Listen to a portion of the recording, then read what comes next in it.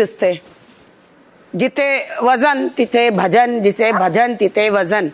तर हो, मला वाटतंय, मला असं वाटतं की तुमचं काही गेमच नाहीये दीपालीजी. फक्त ते नो डाऊट साडी परत आजच सांगणार आहे. बाई माझ्या साड्या काय तिथं मी नाही जळत. आता तुम्ही काही करा.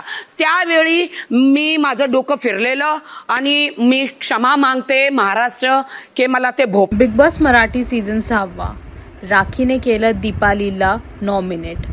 राखीचं असं म्हणणं आहे की जिथे वजन तिथे भजन असं दीपालीचं दिसून येतं. दीपाली रेवा, राकेश, तन्वी ची कठपुतली असं दिसतंय.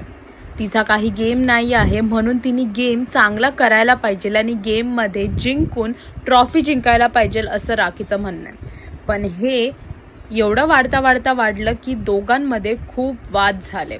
दोघे एकमेकांना आपले पॉइंट्स ठेवायलाच देत नाहीयेत. राखी आणि दीपाली दोघेही वादाला वाद, शब्दाला शब्द जोडून खूप जोरजोरात एकमेकांबरोबर भांडत आहेत.